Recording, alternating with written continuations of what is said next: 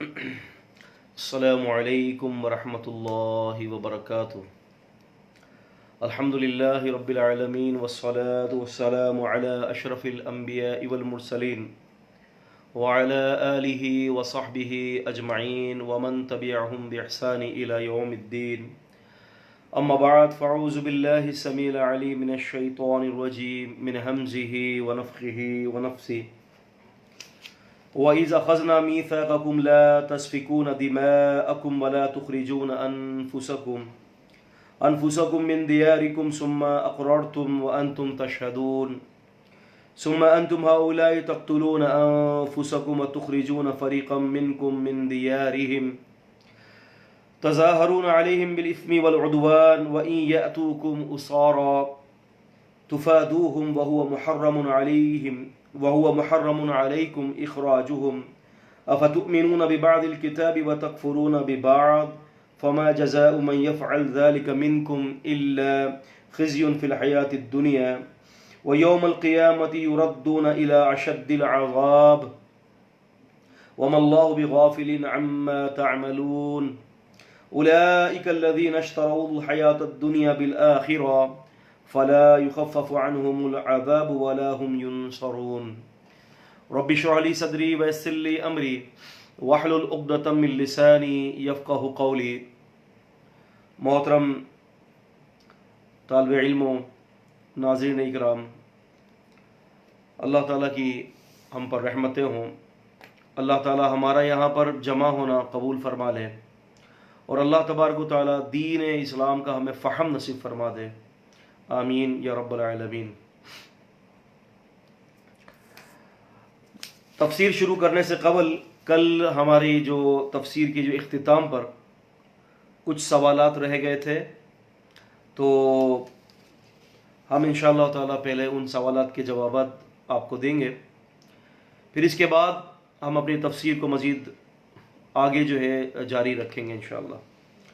پہلا سوال یہ ہے کہ تراویح میں قرآن مجید ہاتھ میں لے کر جو ہے وہ پڑھنا کیسا ہے، کہ کوئی شخص اگر امامت کر رہا ہے یا کوئی شخص جو ہے وہ پیچھے کھڑا ہوا ہے، تو کیا وہ شخص جو ہے قرآن مجید لے کر، مصحف لے کر اس کو دیکھتے ہوئے وہ نماز پڑھ سکتا ہے؟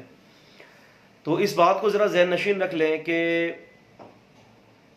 مصحف کو ہاتھ میں لے کر پڑھنے کا جواز امام بخاری رحمۃ اللہ علیہ نے معلقاً صحیح بخاری کے اندر پیش کیا ہے، لیکن ایسا نہیں ہونا چاہیے کہ جس کو ضرورت نہیں ہے وہ بھی قرآن مجید جو ہے وہ مصحف ہاتھ میں لے کر نماز پڑھ رہا ہے، کیونکہ مصحف ہاتھ میں لے کر نماز پڑھنے سے ایک تو یہ ہے کہ کسی کو اشد ضرورت ہے، جیسے کہ امام ہے، اب اس کو قرآن سنانا ہے، اس کو یاد نہیں ہے، تو اس کے لیے تو ایک جو ہے وہ جواز ہے، لیکن پیچھے جو سامعین ہیں، جو پیچھے جو نماز پڑھ رہے ہیں، ان کے لیے کوئی مجبوری نہیں ہے، کیونکہ ان کے لیے یہ فرض ہے کہ جو قرآن سنایا جا رہا ہے اس کو غور سے سنو۔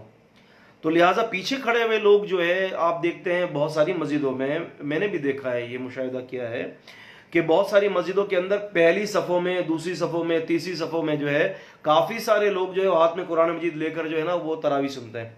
تو اس سے بہت ساری جو ہے نا بہت سارے جو ہے نماز کے رکن کے اندر فرق پڑتا ہے۔ ایک یہ فرق پڑتا ہے کہ آپ کو حکم ہے کہ آپ سجدے کی طرف دیکھیں، جو کہ آپ سجدے کی طرف نہیں دیکھ سکتے۔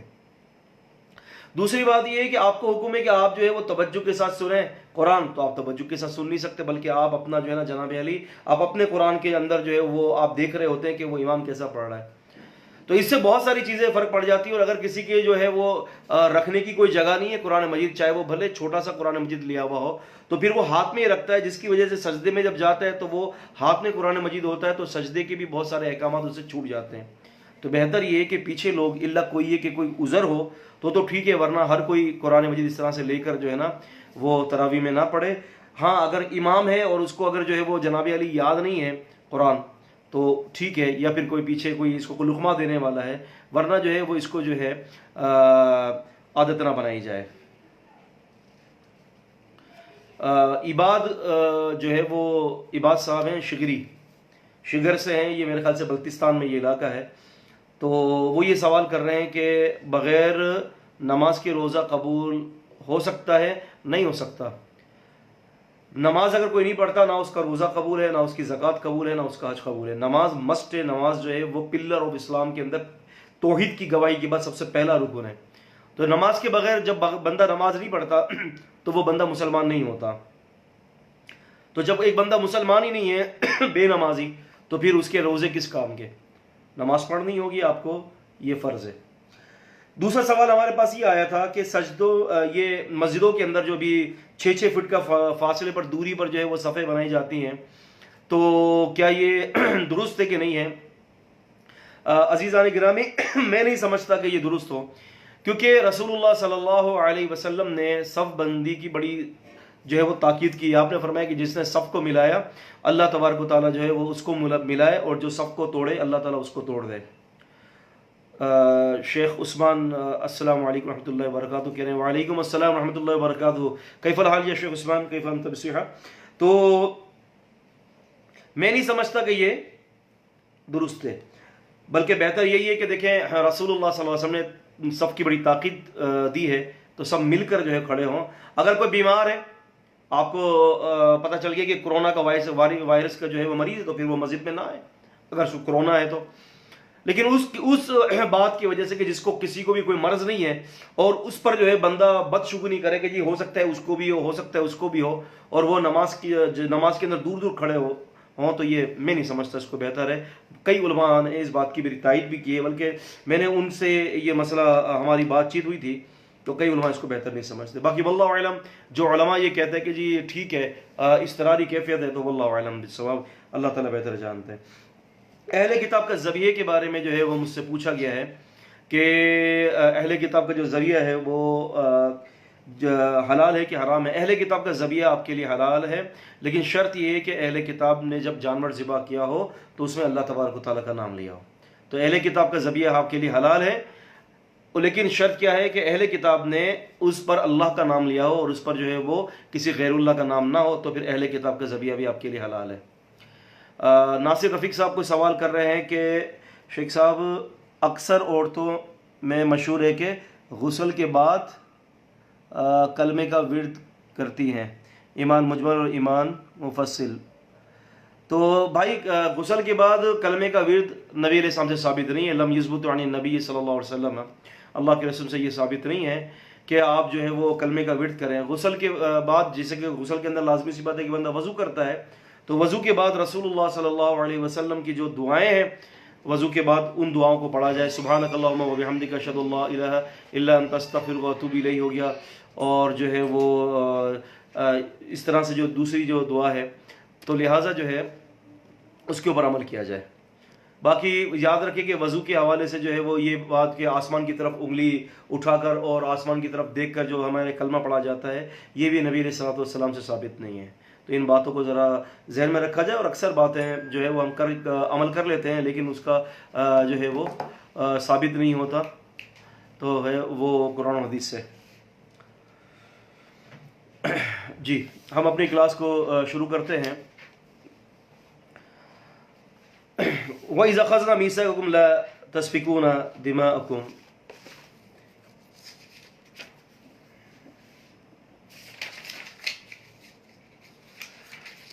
آپ کو یاد ہوگا کہ پچھلی کلاس کے اندر عمران صاحب، یہ اب انشاءاللہ تعالیٰ جو ہے آپ جب میں اپنی کلاس ختم کر لوں تو عمران صاحب اس سوال کو دوبارہ ریپیٹ کر لیجئے گا۔ کلاس کا ٹائم جا رہا ہے، 11:15 بج گئے ہیں، تو جب میری کلاس ختم ہو جائے تو پھر انشاءاللہ اس کے بعد ہم بھرپور آج سوال و جواب کی نشست لیں گے، تو انشاءاللہ تعالیٰ جو ہے آپ مجھ سے سوال کر سکتے ہیں۔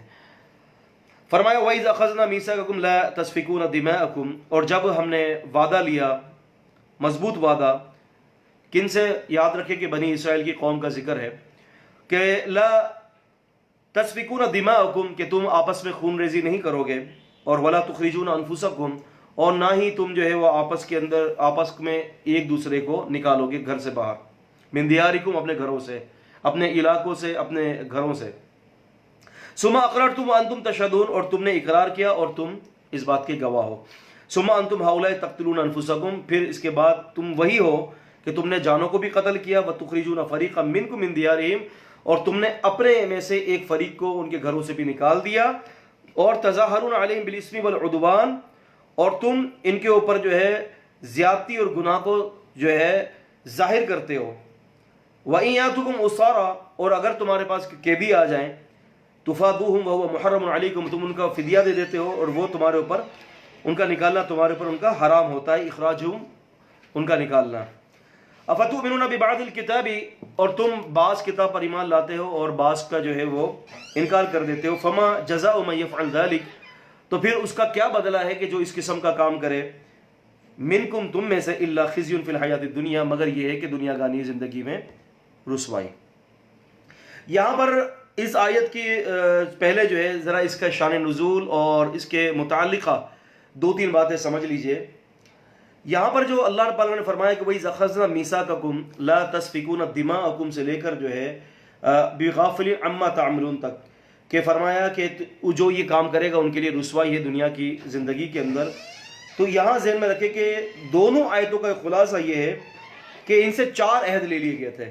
اللہ تبارک و تعالیٰ نے بنی اسرائیل سے یہاں پر 4 قسم کے عہد لیے ہیں۔ ایک عہد تھا وہ یہ کہ لا تسفکون دماءکم، کہ آپس میں جو ہے ایک دوسرے کی خون ریزی نہیں کرنی۔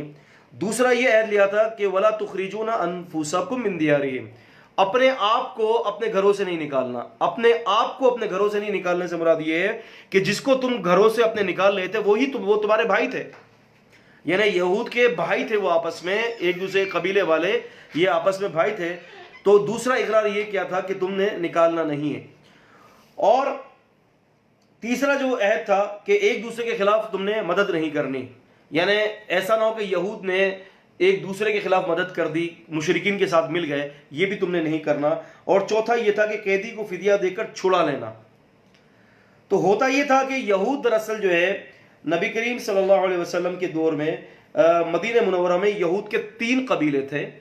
پہلا قبیلہ جو تھا وہ بنو قینقاع کا تھا، دوسرا بنو نذیر، اور تیسرا جو تھا جو کہ قبیلہ تھا بنو قریظہ کا تھا۔ ہوتا یہ تھا کہ ان سے جب کسی مشرکین سے لڑائی ہو جاتی تھی، جیسے کہ قبیلہ اوس اور خزرج یہ بت پرست تھے، مشرکین تھے، ان سے جب لڑائی ہوتی تو کیا ہوتا کہ یہود لوگ جو ہے وہ ان کے تائید کے اندر اپنے دوسرے یہودی بھائیوں کے خلاف جو ہے نا کارروائی کرتے، ان کی مدد کرتے، ان کو پکڑوا بھی دیتے، ان کے ساتھ مشرکین کے ساتھ مل کر دیگر یہودیوں کو خون ریزی کرتے تھے، اور پھر کیا کرتے کہ پھر ان کو قید بھی کر لیتے، اور قید کرنے کے بعد کچھ فدیہ دے کر چھڑا دیتے، اور پھر کہتے کہ دیکھو ہم نے تو اللہ تعالیٰ کے حکم پر عمل کیا ہے۔ اللہ تعالیٰ کہتے ہیں کہ ان کو فدیہ دے کر ان کو چھڑایا کرو، تو ہم تو چھڑاتے ہیں۔ تو اللہ تعالیٰ یہ فرماتے کہ یہ کیسا چھڑانا ہے؟ تمہیں اللہ تعالیٰ نے یہ بھی کہا تھا کہ تم نے خون ریزی نہیں کرنی، تم نے خون ریزی کر لی۔ تمہیں اللہ تعالیٰ نے یہ بھی کہا تھا کہ تم اپنے یہود کے علاوہ کسی اور کی مدد مت کرنا، مشرکین کی، تو تم نے مشرکین کی مدد کر لی ان کے خلاف۔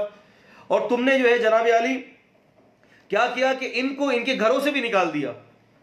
تو تم سارے کام تو کر رہے ہو، اب چوتھا کام تم نے کر کے جو ہے جناب علی یہ تم نے احسان جتا دیا کہ جی جناب علی ہم تو اللہ تعالیٰ کے حکم کے اوپر عمل کرتے ہیں، جبکہ اللہ تعالیٰ کے حکم پر تم عمل نہیں کر رہے۔ تو فرمایا کہ افتؤمنون ببعض الکتاب، تم کیسے ہو کتاب کے بعض حصے پر ایمان لاتے ہو، بعض کا انکار کرتے ہو، آدھی بات کو مانتے ہو، آدھی بات کا انکار ہے۔ اور ان کا خود کا کہنا یہ تھا کہ نؤمن ببعض ونکفر ببعض، ہم بعض چیز پر ایمان لاتے اور بعض کا انکار کر دیتے ہیں۔ آپ دیکھیں نا، رسول اللہ صلی اللہ علیہ وسلم کا انکار کر دیا، نبی علیہ السلام کی جو ہے وہ حوالے سے آپ صلی اللہ علیہ وسلم کو مانا نہیں، جبکہ نبی علیہ السلام کی پیشن گوئی ان کی کتاب میں ہے، اور اس کا آگے ذکر آئے گا کہ اللہ تبارک و تعالیٰ نے اس بات کا ذکر فرمایا ہے۔ تو فرمایا کہ پھر جو یہ کام کر لے، فما جزاء من يفعل ذلك، تو پھر اس کا کیا بدلہ ہے جو یہ کام کرے کہ کتاب کے بعض حصے پر ایمان لائے اور بعض حصے کا انکار کر دے۔ فرمایا الا، سوائے اس کے کہ خزیون فی الحیات الدنیا، دنیا کی زندگی میں ان کے لیے خزیون ہو، رسوائیاں ہوں، اور وہ یوم القیامت یردون الی اشد العذاب، اور قیامت کے دن سخت عذاب کی طرف ان کو لٹا دیا جائے گا، سخت ترین عذاب ہوگا ان کے لیے۔ اور فرمایا کہ وَمَا اللَّهُ بِغَافِلٍ عَمَّا تَعْمَلُونَ، اور اللہ تعالیٰ غافل نہیں ہے جو کچھ تم عمل کرتے ہو۔ تمہیں کیا کرنا چاہیے کہ تم مسلمانوں کے خلاف، یہود کے خلاف تم نے جو ہے نا مشرکین کا ساتھ نہیں دینا چاہیے تھا، جو اللہ نے تمہیں تمہاری کتاب کے حوالے سے حکم دیا ہے اس کو ماننا چاہیے۔ آج ہمیں بھی اسی بات کا حکم ہے کہ کسی مسلمان کے خلاف کوئی یہودیوں کی جو ہے مدد ہرگز نہیں کرنی، بلکہ مسلمانوں کی مدد مسلمان ہی کرے گا، اور جو کہ مسلمان کے خلاف کسی یہود کی مدد کر دے گا تو اللہ تعالیٰ فرماتے ہیں کہ پھر وہ انہی میں سے ہوگا۔ اولئک الذین اشتروا الحیات الدنیا، یہی وہ لوگ ہیں کہ جنہوں نے دنیا گانی زندگی خرید لی بالآخرتی، آخرت کے بدلے، آخرت کے بدلے دنیا کی زندگی خرید لی، دنیا کی زندگی مول لے لی، اپنے اللہ کو ناراض کر دیا، اپنے رسول کو قیامت کے دن ناراض کر دیں گے، کس لیے؟ دنیا کی زندگی کے لیے، یہ دنیا کی رونق کے لیے۔ اسی لیے تو اللہ نے فرمایا دنیا کی مذمت کی ہے، دنیا کی محبت کی۔ حب الشہوات زین للناس حب الشہوات من النساء والبنین والقناطیر المقنطرۃ من الذهب والفضہ، کہ فرمایا کہ لوگوں کے لیے اس دنیا کی زندگی کو مزین کر دیا گیا ہے، عورتوں کی محبت، مال کی محبت، سونے کی محبت، چاندی کی محبت، اور یہ گھوڑوں کی محبت، یہ کھیتی باڑیوں کی محبت۔ لیکن اللہ نے فرمایا کہ یہ دنیا گانی زندگی بہت تھوڑی ہے، ان چیزوں کی محبت مزین کر دی گئی ہے لوگوں کے دلوں میں، لوگ اس دنیا سے بڑی محبت کرتے ہیں۔ سنن ابن ماجہ کے اندر صحیح حدیث ہے کہ ایک شخص نے پیغمبر علیہ السلام سے سوال کیا تھا کہ اے اللہ کے رسول صلی اللہ علیہ وسلم، مجھے یہ بتائیے کہ کوئی ایسا فارمولہ مجھے بتا دے کہ جس سے اللہ تعالیٰ مجھ سے محبت کریں اور اس فارمولے کو اپنانے کے بعد لوگ مجھ سے محبت کریں۔ تو اللہ کے نبی صلی اللہ علیہ وسلم نے فرمایا کہ تم یہ چاہتے ہو کہ لوگ تم سے محبت کریں تو پھر تمہیں یہ کرنا ہوگا کہ جو کچھ لوگوں کا مال ہے تم اس سے بے رغبت ہو جاؤ، لوگوں کے مالوں سے بے رغبت، جو لوگوں کے ہاتھوں میں جو ان کا مال ہے آپ نے اس سے بے رغبت ہو جانا ہے، لوگوں کے مالوں پر اپنی نظر نہیں گاڑ کر رکھنی کہ یہ اتنا پیسے والا ہے، یہ اتنا مجھے پیسہ دے گا، اتنا کرے گا، ان کے بزنس کے اوپر اور ان کے آمد و رفت کے اوپر نگاہ گاڑ کر نہیں رکھنی، بلکہ آپ نے ان کے لیے اس کے حوالے سے بالکل بے رغبت ہو جانا ہے، دنیا کو ترک کر دینا ہے۔ دنیا کے ترک سے مراد یہ ہے کہ ضرورت ضرور استعمال کرو لیکن دنیا کو اپنا مقصد نہیں بنانا۔ یہ ریاکاری، یہ شہرت، یہ سمعہ، یہ جناب علی میں بڑا بن جاؤں، جناب علی لوگ مجھے پوچھنا شروع کر دیں، یہ ساری چیزیں جو ہے بہتر نہیں ہے۔ ریا، سمعہ، شہرت، الامان الحفیظ، یہ بہت خطرناک چیز ہے۔ رسول اللہ صلی اللہ علیہ وسلم نے فرمایا کہ اگر تم یہ چاہتے ہو کہ اللہ تعالیٰ تم سے محبت کرے تو اس کا طریقہ یہ ہے کہ تم دنیا سے بے رغبت ہو جاؤ۔ دنیا سے بے رغبت ہونا یہ اللہ تبارک و تعالیٰ کی محبت کو حاصل کرنے کا ایک ذریعہ ہے۔ اب اندازہ کریں کہ ایک آدمی دنیا میں رہتا ہے لیکن اس کی جو ہے مقصد دنیا نہیں ہے، دنیا کو صرف ایک ضرورت کے اعتبار سے وہ استعمال کرتا ہے۔ مجھے ایک واقعہ یاد آ رہا ہے کہ سیدنا عمر رضی اللہ تعالی عنہ جو ہے ان کو بیت المال سے وظیفہ مقرر تھا، کیونکہ یہ 24 گھنٹے پورا دن اور رات دین اسلام کی ترویج اور مسلمانوں کی بھلائیوں کے لیے انہوں نے اپنے وقت کو وقف کیا ہوا تھا۔ تو ایسا ہوا کہ جو بیت المال سے ان کے لیے جو راشن آتا تھا تو اس میں ان کی بیوی نے روزانہ کے اس پر جو تھوڑا آٹا الگ کرتی رہی، اور جمعہ آتا تو جمعے کو جب آٹا اتنا ہو جاتا کہ تھوڑا سا اس میں حلوہ بن جائے تو وہ امیر المومنین عمر رضی اللہ تعالیٰ عنہ کو حلوہ بنا کر انہوں نے پیش کیا۔ تو عمر رضی اللہ عنہ نے پوچھا کہ یہ حلوہ کہاں سے آیا؟ کہا کہ امیر المومنین جو بیت المال سے راشن آتا ہے میں روزانہ کی بیس پر تھوڑا اس میں سے آٹا الگ کرتی ہوں تاکہ میں آپ کو جمعے کے دن جو ہے وہ حلوہ بنا کر پیش کروں۔ امیر المومنین عمر رضی اللہ تعالیٰ عنہ نے بیت المال کے اندر یہ پیغام دے دیا اور کہا کہ اتنا آٹا میرے پاس زائد آ رہا ہے، اس کو کم کر دو۔ اب اندازہ کریں کہ کس قسم کے لوگ تھے۔ اللہ کی قسم صحابہ کرام رضوان اللہ تعالی علیہم اجمعین تقوی کے بہت بڑے پہاڑ تھے۔ تو فرمایا کہ دنیا کے دن ان کی دنیا کی زندگی میں رسوائی ہے اور قیامت کے دن یردون الی اشد العذاب، قیامت کے دن یہ سخت ترین عذاب کی طرف لوٹا دیے جائیں گے۔ وما اللہ بغافل عما تعملون، اور اللہ تعالیٰ غافل نہیں ہے جو کچھ یہ عمل کرتے ہیں۔ اور یہی وہ لوگ ہیں کہ جنہوں نے دنیا گانی زندگی کو خرید لیا آخرت کے عوض۔ فلا یخفف عنہم العذاب، اور نہ ہی ان سے عذاب کم ہوگا، اور ولا هم ینصرون، اور نہ ہی وہ لوگ مدد کیے جائیں گے۔ عذاب کم نہ ہوگا ان سے، چیختے رہیں گے، چلاتے رہیں گے، عذاب کی کوئی تخفیف نہ ہوگی۔ روایت سے پتہ چلتا ہے کہ اللہ تعالیٰ ایسے ناراض ہوں گے ان سے کہ یہ جہنم کے چوکیدار کو مخاطب کریں گے تو سالوں سال تک تو ان کی سنوائی بھی نہیں ہوگی۔ وَلَقَدْ آتَيْنَا مُوسَى الْكِتَابَ، فرمایا کہ اور تحقیق ہم نے موسیٰ کو دی کتاب۔ موسیٰ علیہ السلام کو کون سی کتاب دی؟ اللہ تعالیٰ نے تورات دی۔ وَقَفَّيْنَا مِن بَعْدِهِ بِالرُّسُلِ، اور ہم نے ان کے بعد پے در پہ رسول بھیجے۔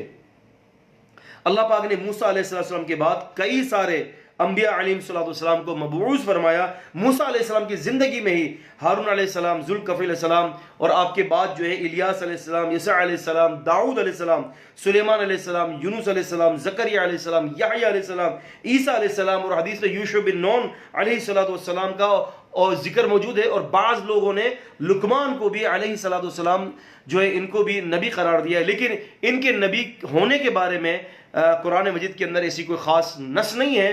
ہاں، ہم یہ میرا جو موقف ہے، زیادہ تر جو میں نے دیکھا ہے وہ یہی ہے کہ لقمان علیہ السلام ایک بہت بڑے فقیہ اور بہت اللہ تعالیٰ کے برگیزہ بندے اور بہت بڑے اللہ کے ولی تھے، البتہ ان کے نبی ہونے کے بارے میں کوئی ایسی ہمارے پاس نص موجود نہیں ہے۔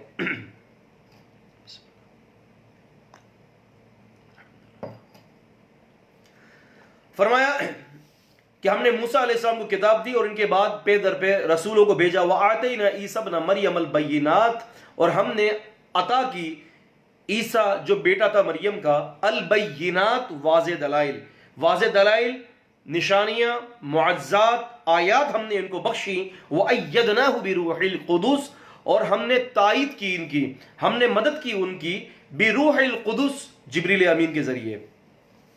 البینات سے مراد یہاں پر بڑے معجزے ہیں جو عیسیٰ علیہ السلام کو بڑے بڑے معجزے دیے گئے تھے کہ آپ مردوں کو زندہ کر دیا کرتے تھے۔ عیسیٰ علیہ السلام کا یہ بہت بڑا معجزہ ہے، اور اس کی تفصیل کتب احادیث کے اندر بھی موجود ہے، اور کئی تفاسیر کے اندر جو ہے موجود ہے اس کی کہ عیسیٰ علیہ السلام جو ہے وہ مردوں کو اللہ تعالیٰ کے حکم سے زندہ کر دیا کرتے تھے۔ سورہ مائدہ سورہ 5 کی 110 میں بھی وہاں پر اس بات کا ذکر کیا گیا ہے، اور یہ معجزہ عیسیٰ علیہ السلام کو بہت بڑا معجزہ دیا گیا تھا۔ یہاں پر میں یہ ایک بات کہتا چلوں، آپ نے نام سنا ہوگا امام رازی رحمہ اللہ کا، تو آپ نے بھی ایک بہت بڑی تفسیری حوالے سے آپ کی بھی ایک بہت بڑی خدمات ہیں۔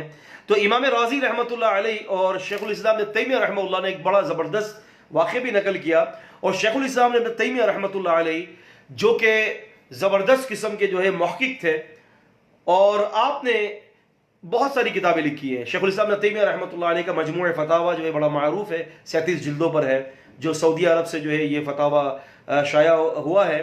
اور شیخ الاسلام ابن تیمیہ رحمۃ اللہ علیہ کے جو ہے کئی ساری، دور التعارض بھی آپ کی کتاب ہے، عقل کے خلاف، کہ شریعت کے مطابق عقل ہوگی تو قابل قبول ہے، ورنہ وہ عقل رد کر دی جائے گی، اور اسی طرح سے النبوات بھی آپ کی کتاب ہے، اور شیخ الاسلام ابن تیمیہ کی ایک کتاب ہے الجواب الصحیح لمن بدل دین المسیح کے نام سے۔ تو اس کتاب کے اندر ایک بڑا عجیب بات لکھی گئی، اس میں کہا کہ عیسائی حضرات جو ہے وہ شیخ الاسلام ابن تیمیہ رحمہ اللہ کے پاس تشریف لائے۔ ابن تیمیہ رحمۃ اللہ علیہ کو انہوں نے کہا کہ جی آپ یہ کہتے ہیں کہ یسوع مسیح سے بڑے آپ کے نبی محمد صلی اللہ علیہ وسلم ہیں، تو شیخ الاسلام نے کہا کہ ہاں، فضیلت کے اعتبار سے ہمارے نبی محمد صلی اللہ علیہ وسلم درجہ رکھتے ہیں عیسیٰ علیہ السلام پر۔ تو انہوں نے یہ کہا کہ ہمارے یسوع مسیح مردہ شخص کو زندہ کر دیتے تھے، مردوں کو زندہ کرتے تھے۔ یاد رکھیں کہ عیسائی جو آج کے جو عیسائی ہیں وہ عیسیٰ علیہ السلام کے نام سے عیسیٰ علیہ السلام کو نہیں پہچانتے، یسوع مسیح کے نام سے پہچانتے ہیں، اور وہ عیسیٰ علیہ السلام کو نبی نہیں مانتے، بلکہ وہ عیسیٰ علیہ السلام کو نعوذ باللہ اللہ تعالیٰ کا جز مانتے ہیں، استغفر اللہ العظیم۔ اس کو ضرور ذہن میں رکھیے گا۔ تو انہوں نے یہ کہا یہاں پر عیسیٰ علیہ السلام کے حوالے سے کہا کہ جی آپ کے نبی نے کبھی کسی مردے کو زندہ کیا ہے؟ ہمارے یسوع مسیح نے تو مردوں کو زندہ کیا ہے، اس بات کی گواہی تو آپ کے قرآن بھی دیتی ہے۔ تو عیسائی حضرات نے 17 سوالات لے کر جو ہے جناب علی ابن تیمیہ رحمہ اللہ کے پاس تشریف لائے، تو عیسیٰ علیہ السلام نے فرمایا کہ ہمارے نبی نے اس سے بڑا معجزہ کر کر دکھایا ہے۔ تو عیسائیوں نے کہا کہ بتائیے وہ کون سا معجزہ تھا، کون سا اتنا بڑا معجزہ تھا؟ تو انہوں نے بتایا کہ جی آپ کے یسوع مسیح نے کیا کیا کہ مردے کو زندہ کیا، یعنی پہلے روح اس کے اندر موجود تھی، پھر دوبارہ صرف روح کا اعادہ کر دیا۔ تو عیسائیوں نے کہا ہاں ایسا ہی کیا، کہا کہ ہمارے نبی نے اس سے بڑا کام کر کے دکھایا اللہ کی توفیق سے۔ پوچھا کون سا؟ کہا کہ ہمارے نبی نے تو ایسا کام کر دیا کہ جس چیز کے اندر روح نہیں تھی اور ہمارے نبی نے اس پر ہاتھ رکھا اور اس میں روح پیدا ہو گئی۔ جیسے کہ ایک نبی علیہ السلام ایک کھجور کے تنے کے سہارے پر آسلم خطبہ دیتے تھے، آپ نے اس کے اوپر اپنا ہاتھ مبارک شفقت کے ساتھ رکھا تو وہ رونا شروع ہو گئی، اور حتیٰ کہ اتنی روئی، آپ نے فرمایا کہ میں نے ہاتھ رکھا، اگر نہ رکھتا تو قیامت تک یہ روتی رہتی۔ ابن تیمیہ رحمۃ اللہ علیہ فرمایا کرتے تھے، آپ نے فرمایا الجواب الصحیح کے اندر، اور امام رازی نے اپنی تفسیر میں ذکر کیا ہے کہ الحمدللہ نبی کریم صلی اللہ علیہ وسلم نے اس کھجور کے تنے کے اندر ہاتھ رکھا اور اس کے اندر روح پیدا ہو گئی، اور اس کے اندر کبھی بھی روح نہیں تھی. تو عیسائیوں کو کہا کہ بتاؤ یہ بڑا معجزہ رہا یا تمہارا بڑا معجزہ رہا جو تمہارے یسوع مسیح نے دکھایا تھا؟ تو الحمدللہ ہمارے نبی کریم صلی اللہ علیہ وسلم کو اللہ تبارک و تعالیٰ نے جو ہے بہت بڑے بڑے معجزات سے نوازا تھا. تو فرمایا یہاں پر اللہ تعالیٰ نے کہ ہم نے عیسیٰ ابن مریم کو وہ معجزات دیے، اور ہم نے روح قدس کے ذریعے یعنی جبریل امین علیہ السلام کے ذریعے جو ہے ہم نے ان کی مدد کی. یاد رکھیں کہ جب دال کے اوپر جب تشدید ہو جائے گی قدس، تو یہ اللہ تعالیٰ کی صفت ہے، اس کا مطلب ہے بہت بڑی بزرگی والا. اور اگر ہم نے یہاں تشدید کو جو ہے ہٹا دیا تو پھر وہ بن جائے گا بروح القدس، اس کا مطلب ہے جبریل امین علیہ السلام. بعض حضرات جو ہے انہوں نے جو ہے یہاں پر یہ بھی کہا ہے کہ یہ قدس مصدر ہے جو اس میں مفعول کے معنی میں ہے، یعنی پاک روح، جیسا کہ حاتم ہے اور اس کی ایک صفت ہے الجود. تو انہوں نے یہ کہا کہ یہ مضاف الیہ بھی ہے، یعنی پاک روح. تو البتہ خیر، تو ذہن میں رکھیں اس بات کو کہ یہاں پر روح قدس جو ہے اگر ہم یہ لے لیں کہ یہ قدس جو ہے اللہ تبارک و تعالیٰ کی صفت ہے، تو یہ یوں ہوگا کہ قدس کی روح یعنی اللہ تعالیٰ کی روح. جیسے کہ ہم کہتے ہیں کہ ناقۃ اللہ، اللہ تعالیٰ کی اونٹنی، ٹھیک ہے. جیسے کہ ہم کہتے ہیں بیت اللہ، مضاف الیہ ہو جائے گا بیت اللہ، اللہ تبارک و تعالیٰ کا گھر. تو اسی طرح سے روح اللہ عیسیٰ علیہ السلام کو کہا گیا ہے، حالانکہ ہر شخص روح اللہ ہے. ذہن میں رکھیے گا، ہر شخص اللہ کی روح ہے. اس کے اندر جو روح اللہ نے ڈالی ہے، یسألونک عن الروح قل روح من امر ربی، یہ آپ سے روح کے بارے میں پوچھتے ہیں، اے نبی کہہ دے کہ یہ روح اللہ تبارک و تعالیٰ کا امر ہے. الحمدللہ ثم الحمدللہ پاسٹر نوید ملک ایک عیسائی عالم ہے کراچی کے، ان کے ساتھ میری الحمدللہ کتابی حوالے سے جو ہے گفتگو ہوئی. پاسٹر نوید ملک نے ایک کتاب لکھی تھی دی اسپرٹ آف گاڈ کے نام سے، یعنی روح اللہ کے نام سے. تو الحمدللہ اس نے یہ دعویٰ کیا تھا کہ میری اس کتابوں کو جواب نہیں دے سکتا. اس نے یہ کہا کہ یسوع مسیح جو ہے اللہ کا جز ہے. تو الحمدللہ اللہ نے مجھے توفیق دی، میں نے اس کی کتاب کا جواب لکھا اللہ تعالیٰ کی توفیق سے. اس کتاب کا نام ہے دفاع عقیدہ توحید اور رد عقیدہ تثلیث. میں ہمارے ایڈمن کو یہ کہوں گا کہ بلکہ یاد دلاؤں گا کہ اس کتاب کو جو ہے اس کو باقاعدہ آپ نے جو ہے ہماری سائٹ کے اوپر جو ہے آپ نے دینا ہے، تاکہ ساتھی جو ہے سارے طالب علم اس کتاب کو دیکھیں، اور اس کی ایک فہرست پر بھی جو ہے تصویریں کھینچ کر آپ نے ہماری سائٹ پر دینا ہے، تاکہ ساتھی اس کی فہرست کو بھی دیکھیں. اور جس کو اگر وہ کتاب مطلوب ہو تو آپ ہمارے ایڈمن سے رابطہ کیجئے، انشاءاللہ وہ کتاب آپ کے مطلوبہ ایڈریس تک پہنچا دی جائے گی. تو فرمایا کہ عیسیٰ ابن مریم جو ہے واضح دلائل لے کر آئے اور ہم نے ان کی مدد کی جبریل امین کے ذریعے. اور فرمایا کہ افکلما جاءکم رسول بما لا تهوى انفسکم استکبرتم، اور فرمایا کہ پھر کیا کہ جب کبھی کوئی رسول تمہارے پاس آیا وہ چیز لے کر جسے تمہارے دل نہ چاہتے تھے تو تم نے تکبر کیا. ان کے دل نہیں چاہتے تھے کہ رسول اللہ صلی اللہ علیہ وسلم تشریف لائے، ان کے دل نہیں چاہتے تھے کہ عیسیٰ علیہ السلام معجزہ دکھائے. یہ ان تمام باتوں سے جو عاری تھے، اللہ پاک نے فرمایا فَفَرِيقًا كَذَّبْتُمْ، ایک فریق تم میں سے ایسا تھا کہ جس نے جھٹلایا عیسیٰ کو، اور وَفَرِيقًا تَقْتُلُونَ، اور تمہارے اندر ایک ایسا گروہ ہے جو انبیاء اور صالحین کو قتل کرتا ہے. اللہ پاک نے تمام نبیوں کو معجزات دیے ہیں. قرآن مجید سورہ رات سورہ نمبر 13 کی 38 میں فرمایا ما کان لرسول ان یاتی بآیۃ الا باذن اللہ، کسی رسول کے اختیار میں نہیں ہے کہ وہ کوئی معجزہ دکھا سکے مگر جب اللہ تعالیٰ چاہے. اللہ تعالیٰ چاہیں گے تو وہ معجزہ دکھائے گا، ورنہ وہ معجزہ نہیں دکھا سکتا. تو لہذا ذہن میں رکھے اس بات کو کہ انہوں نے عیسیٰ علیہ السلام کے خلاف بھی چالیں چلی، عیسیٰ علیہ السلام کو بھی قتل کرنے کی کوشش کی، حتیٰ کہ رب العزت والجلال نے فرمایا، اس کا ذکر سورہ النساء میں ہے، سورہ نمبر 4 کی آیت نمبر 157 کے اندر ہے. فرمایا وَقَوْلِهِمْ إِنَّا قَتَلْنَا الْمَسِيحَ ابْنَ مَرْيَمَ رَسُولَ اللَّهِ، کہ ان کا یہ کہنا ہے کہ ہم نے مسیح کو قتل کر دیا جو اللہ کے رسول ہے. اللہ پاک نے فرمایا وَمَا قَتَلُوهُ وَمَا صَلَبُوهُ، نہ انہوں نے ان کو قتل کیا اور نہ ہی سولی پر چڑھایا. ہوا یہ تھا اللہ تبارک و تعالیٰ نے عیسیٰ علیہ السلام کو بڑے زبردست طریقے سے بچایا. عیسیٰ علیہ السلام کے حوالے سے جب یہ بات ہوئی، یہ لوگ پیچھے لگ گئے کہ عیسیٰ علیہ السلام کو جو ہے جناب علی سولی پہ چڑھانا ہے. تو عیسیٰ علیہ السلام غسل کر کے تشریف لائے، اور عیسیٰ علیہ السلام جس کمرے میں آپ کو سولی پر چڑھانا تھا تو اس کمرے میں متعین لوگ تھے، 11 یا 12 لوگ تھے، کچھ اس طرح سے جو ہے کوئی تعین تھا. تو اللہ پاک نے کیا کیا، عیسیٰ علیہ السلام جب سولی پر چڑھنے والے تھے تو اس سے پہلے اپنے حواریوں میں سے یہ کہا کہ کون ہے جو میری جگہ پر سولی پر چڑھ جائے، میں اس کو جنت کی بشارت دیتا ہوں۔ تو ایک حواری نے حامی بھری تو اللہ تبارک تعالیٰ نے اس حواری کو وہاں پر سولی پر چڑھا دیا، اور عیسیٰ علیہ السلام کو جو ہے روح اور جسم کے ساتھ آسمان پر اٹھا لیا۔ اور حدیث میں آتا ہے، ابن عباس رضی اللہ تعالیٰ عنہ تفسیر کرتے ہیں کہ غسل کر کے تشریف لے گئے تھے، اور قرآن اور بخاری شریف کی حدیث میں آتا ہے اور دیگر کتب حدیث کے اندر آتا ہے کہ جب عیسیٰ علیہ السلام نازل ہوں گے اور جب آپ کو مینارے پر اتارا جائے گا اور مینارے سے آپ سیڑھی کے ذریعے زمین پر اتریں گے تو حدیث میں آتا ہے کہ ان کے بالوں سے جو ہے وہ پانی ٹپک رہا ہوگا۔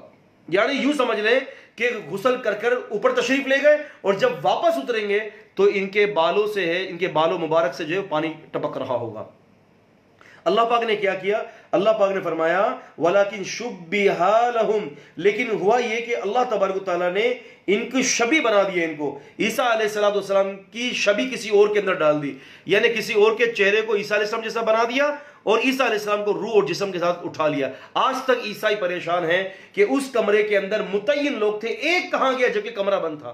اللہ پاک نے فرمایا کہ ہم نے عیسیٰ کو اٹھا لیا اور عیسیٰ کی جگہ پہ کسی اور کو کھڑا کر دیا۔ تو فرمایا کہ وما قتلہ وما صلبہ ولکن شبہ لہم وان الذین اختلفوا فیہ، اور جن لوگوں نے اس مسئلے میں اختلاف کیا عیسیٰ علیہ السلام کے حوالے سے، لفی شک منہ، وہ آج تک شک کے اندر ہی ہیں کہ ایک آدمی گیا کدھر، کہاں چلا گیا ایک آدمی، دروازہ بند ہے، 10 آدمی ہیں، 9 رہ گئے، ایک کدھر گیا؟ فرمایا لیکن یہ شک کے اندر ہیں۔ اور فرمایا ما لہم بھی من علم، ان کے پاس اس مسئلے میں کوئی علم نہیں ہے، الا اتباع الظن، سوائے اٹکل مارنا، سوائے ذہنی تخیلات کو لانا، اور وما قتلہ یقینا، اور انہوں نے یقین کے ساتھ تو عیسیٰ کو قتل کیا ہی نہیں، کیونکہ اللہ نے تو ان کو اپنی طرف اٹھا لیا ہے۔ آج منکر حدیث کا ایک گروہ ہے، اس میں جاوید احمد غامدی بھی ہیں، جاوید احمد غامدی بھی عیسیٰ علیہ السلام کے نزول کو نہیں مانتے۔ الحمدللہ جاوید احمد غامدی کے ان حوالے سے بھی میں نے کئی ان کے جوابات دیے ہیں، الحمدللہ اس حوالے سے بھی ہماری کئی کتابیں بھی آ چکی ہیں، کئی آرٹیکلز بھی ہمارے آ چکے ہیں، اور تفصیلی میرے پروگرامز جاوید احمد غامدی کے حوالے سے بھی میرے آفیشیلی پیجز پر آپ دیکھیں گے، ہمارے جو آفیشیلی پیج ہے یا دیگر جو ہمارے پیجز ہیں اس کے اندر الحمدللہ میرے پروگرامز موجود ہیں، یوٹیوب پہ بھی آپ دیکھ سکتے ہیں۔ فرمایا وَقَالُوا قُلُوبُنَا غُلْفٌ، اور ان کا یہ کہنا تھا کہ ہمارے دلوں پر جو ہے نا غلاف چڑھے ہوئے۔ یہ غلف جو ہے اغلف کی جمع ہے، غلف اغلف کی جمع ہے، اس کا مطلب یہ ہے کہ ہمارے دلوں پر پردے چڑھے ہوئے ہیں۔ ہمیں سمجھ میں نہیں آتا، ہمارا دل اندر ہے، بالکل پردے چڑھے ہوئے۔ کیسے غلاف یاد آیا آپ کو؟ غلاف کس چیز کو کہتے ہیں؟ قرآن مجید پر نہیں غلاف چڑھاتے ہیں؟ قرآن مجید ہمارے یہاں تو پڑھنا تو کسی کو بھی نہیں ہوتا ہے، رمضان کو جو ہے وہ قرآن مجید نکال لیتے، غلاف کے اندر ایک غلاف چڑھایا، دوسرا غلاف چڑھایا، اتنا آؤٹ آف اپروچ، بالکل پہنچ سے باہر جو ہے وہ انہوں نے اتنی دور جو ہے وہ قرآن مجید کو جناب علی رکھ دیا، اور رمضان سے رمضان ٹو رمضان یہ لیں گے، زیادہ سے زیادہ ہوگا تو بیچارے جو ہے وہ جمعے کو برکت کے لیے تلاوت۔ ہمارے یہاں قرآن مجید کی تلاوت ہوتی ہے، برکتوں کے لیے تلاوت ہوتی ہے۔ دکانوں کے اندر جب شاپس کی جو اوپننگ ہوتی ہے یا جب دکانیں کھولی جاتی ہیں ڈیلی بیسس پر، تو صبح ایک مولوی صاحب آتے ہیں اور بیٹھ کر 2 رکوع پڑھتے اور چلے جاتے، برکت کے لیے۔ مسلمان اس قرآن کو صرف برکت کے لیے لیتا ہے، اور غلاف کے اندر تو قرآن مجید کتنا رکھا جاتا ہے، وہ غلاف کے اندر لپیٹتے ہیں، وہ سمجھتے ہیں غلاف کے اندر لپیٹ کر بڑی ہی عبادت کر رہے ہیں، ہم حفاظت سے رکھ رہے ہیں، اور بھائی روزانہ کی بیسس پر اس کی تلاوت کا حکم ہے۔ تو فرمایا کہ وَقَالُوا قُلُوبُنَا غُلْفٌ، انہوں نے کہا کہ ہمارے دلوں پر تو غلاف ہے، بل اللہ پاک نے فرمایا بلکہ یہ بل لفظ جو ہے کلام کے جو پچھلا جو کلام ہے اس کے رد کے لیے آتا ہے اور اگلے کلام کی ثبوت کے لیے آتا ہے، یعنی اللہ تعالیٰ کہتے ہیں کہ بلکہ تمہارے دلوں پر غلاف نہیں ہے، اصل بات کیا ہے؟ لعنہم اللہ بکفرہم، اللہ کی لعنت ہے ان کے اوپر ان کے کفر کے سبب پر، فقلیلا ما یؤمنون، بہت تھوڑے لوگ ہیں جو ایمان لائے۔ فرمایا تمہارے دلوں پر غلاف نہیں ہے، دراصل حقیقت یہ ہے کہ تمہارے اوپر اللہ کی لعنت برس رہی ہے۔ پیغمبر علیہ السلام نے یہود اور نصارہ کا نام لے کر فرمایا نا کہ لعن اللہ علی الیہود والنصارى اتخذوا قبور انبیاءہم مساجد، اللہ تعالیٰ یہود اور نصارہ پر لعنت کرے کہ انہوں نے اپنے نبیوں کی جو ہے وہ قبروں پر سجدہ کرنا شروع کر دیا۔ اب یہاں پر ایک اور بھی اعتراض آتا ہے، یہود اور نصارہ کا ذکر کیا ہے تو یہود تو سمجھ میں آتے ہیں کہ اپنے نبیوں کی قبروں پر سجدہ کرنا شروع کر دیا، لیکن نصارہ کیسے سجدہ کریں گے جبکہ نصارہ کے نبی عیسیٰ علیہ السلام کو تو اللہ نے اٹھا لیا۔ تو وہ کیسے سجدہ کر سکتے ہیں عیسیٰ علیہ السلام کی قبر پر؟ تو اس کے ترک ایک دوسرا آتا ہے، نبی علیہ السلام نے فرمایا اتخذوا قبور انبیائہم والصالحین مساجدہ، کہ انہوں نے اپنے نبیوں کی اور اپنے نیک لوگوں کی قبروں پر سجدہ کرنا شروع کر دیا۔ تو نبیوں کا ذکر یہود کے لیے اور نیک لوگوں کا ذکر، صالحین کا ذکر عیسائیوں کے لیے ہے۔ اس کو ضرور یاد رکھیے گا، یہ تطبیق ہے بین الحدیثین المختلفین۔ فرمایا وَلَمَّا جَاءَهُمْ كِتَابٌ مِّن عِندِ اللَّهِ، اور جب ان کے پاس اللہ کی کتاب آن پہنچی، مُصَدِّقٌ لِمَا مَعَهُمْ، جو تصدیق کرتی جو ان کے پاس ہے، یعنی اللہ تبارک و تعالیٰ نے یہ کتاب بھیج دی جو ان کے پاس جو ہے، وہ جو تورات ہے، جو انجیل ہے، اس کی تصدیق کرتی۔ وَكَانُوا مِن قَبْلُ يَسْتَفْتِحُونَ عَلَى الَّذِينَ كَفَرُوا، اور وہ لوگ اس سے پہلے کافروں پر فتح مانگا کرتے تھے۔ یعنی اس کا نزول یوں سمجھ لیجئے کہ یہ یہود لوگ فتح اور نصرت کے لیے، جب ان کی کسی یہود عرب کے جو یہودی تھے، تو جب ان کی لڑائیاں ہوتی مشرکین سے، تو وہ کیا کہتے اللہ تعالیٰ سے کہ یا اللہ اپنے اس نبی کو بھیج دے کہ جو ہماری کتاب میں اس نبی کا جو ذکر ہے اس کو بھیج دے، تاکہ ہم اس کے ساتھ مل کر جہاد کریں اور ان مشرکین کو مغلوب کریں۔ اللہ پاک فرماتے ہیں وَلَمَّا جَاءَهُمْ كِتَابٌ مِّن عِندِ اللَّهِ، اور جب آئی ان کے پاس کتاب اللہ کی طرف سے جو تصدیق کرتی ہے، ان کے پاس ہے۔ قرآن تصدیق کرتا ہے تورات کی بھی اور انجیل کی بھی اور زبور کی بھی، قرآن ان تینوں کتابوں کی تصدیق کرتا ہے۔ اللہ تبارک و تعالیٰ نے ان کی تردید کا ذکر قرآن مجید میں سورہ جمعہ میں بھی دیا ہے، اور اللہ تبارک و تعالیٰ نے ان کی تردید کا ذکر سورہ صف کے اندر بھی دیا ہے۔ اللہ تبارک و تعالیٰ نے فرمایا کہ وَإِذْ قَالَ مُوسَىٰ لِقَوْمِهِ، اور جب موسیٰ علیہ السلام نے اپنی قوم سے کہا یا قوم، اے میری قوم، انی رسول اللہ الیکم، میں اللہ کا رسول ہوں تمہاری طرف، فَلَمَّا زَاغُوا أَزَاغَ اللَّهُ قُلُوبَهُمْ وَاللَّهُ لَا يَهْدِي الْقَوْمَ الْفَاسِقِينَ، جب یہ ٹیڑے ہوئے یہود، اللہ نے ان کو دلوں کو ٹیڑھا کر دیا، اور اللہ تبارک و تعالیٰ ہدایت نہیں دیتا فاسقوں کو۔ وَإِذْ قَالَ عِيسَى ابْنُ مَرْيَمَ يَا بَنِي إِسْرَائِيلَ إِنِّي رَسُولُ اللَّهِ إِلَيْكُمْ مُصَدِّقًا لِمَا بَيْنَ يَدَيَّ مِنَ التَّوْرَاةِ وَمُبَشِّرًا بِرَسُولٍ يَأْتِي مِن بَعْدِهِ اسْمُهُ أَحْمَدُ فَلَمَّا جَاءَهُم بِالْبَيِّنَاتِ قَالُوا هَذَا سِحْرٌ مُبِينٌ وَمَنْ أَظْلَمُ مِمَّنِ افْتَرَىٰ عَلَى اللَّهِ الْكَذِبَ وَهُوَ يُدْعِي إِلَى الْإِسْلَامِ وَاللَّهُ لَا يَهْدِي الْقَوْمَ الظَّالِمِينَ۔ فرمایا اور جب عیسیٰ نے کہا اپنی قوم سے کہ اے میری قوم، میں اللہ کا رسول ہوں تمہاری طرف، اور میں جو ہے تصدیق کرتا ہوں اس کتاب کی جو تورات تھی، اور ایک ایسے نبی کی پیشن گوئی تمہیں بتا رہا ہوں جو میرے بعد آئیں گے، اور ان کا نام محمد ہوگا صلی اللہ علیہ وآلہ وسلم۔ تو پھر اللہ پاک نے کیا فرمایا کہ جب عیسیٰ علیہ السلام نے یہ بات کہی اور جب نبی صلی اللہ علیہ وسلم آئے تھے، انہوں نے اس بات کی تردید کر دی اور اس بات کو ماننے سے انکار کر دیا، اور بلکہ انہوں نے کہا کہ یہ تو جادوگر ہے۔ نبی کو جادوگر بھی کہا گیا، نبی کو جو ہے نعوذ باللہ جو ہے وہ مجنون بھی کہا گیا، دیوانہ بھی کہا گیا۔ اللہ رب العزت والجلال فرماتے ہیں کہ وَكَانُوا مِن قَبْلُ يَسْتَفْتِحُونَ عَلَى الَّذِينَ كَفَرُوا، اور وہ اس سے پہلے جو ہے کافروں پر جو ہے فتح کے لیے جو ہے نبی علیہ السلام کی دعائیں کرتے تھے کہ یا اللہ رسول اللہ صلی اللہ علیہ وسلم کو، آخری نبی کو بھیج دے۔ نبی سب کی ذات کا وسیلہ نہیں مانتے تھے، کہ جیسے کہ بہت سارے لوگ جو وسیلے کے قائل ہیں کہ نبی کا وسیلہ اللہ تعالیٰ کو دینا چاہیے، وہ اس بات سے یہ روایت لاتے ہیں کہ جی یستفتحون سے مراد یہ ہے کہ نبی علیہ السلام کے ظہور سے پہلے یہودیوں کا عرب کے مشرکین سے مقابلہ ہوتا تھا، تو وہ آپ صلی اللہ علیہ وسلم کے وسیلے سے یوں دعا کیا کرتے تھے اللہم انا نسألک بحق النبی الامی الذی وعدتنا، کہ اے اللہ اس نبی امی کو بھیج دے، ہم اس نبی امی کی ذات کے وسیلے سے آپ سے دعا کرتے ہیں۔ یہ مستدرک حاکم کے اندر ہے۔ امام ذہبی فرماتے ہیں کہ اس کی روایت صحیح نہیں، عبد المالک جو ہے متروک الحدیث ہے، لہٰذا یہ روایت غایت درجے کی ضعیف ہے۔ حقیقت یہ ہے کہ وہ نبی پاک کی ذات کا وسیلہ نہیں مانگا کرتے تھے کہ ذات کے وسیلے سے دعا کرتے تھے، بلکہ اللہ کے نبی کو مانگا کرتے تھے کہ یا اللہ نبی صلی اللہ علیہ وسلم کو بھیج دے، تاکہ ہم ان کے ساتھ مل کر ان کی تائید کے اندر جہاد کریں۔ اور میری اس بات کی تصدیق قرآن مجید کی اس الفاظ سے بھی ہو رہی ہے فَلَمَّا جَاءَهُمْ، پھر جب آپ پہنچے ان کے پاس تو پتہ چلا کہ آپ کی دعائیں کرتے تھے کہ نبی کو مبعوث کر، نہ کہ نبی کے وسیلے سے۔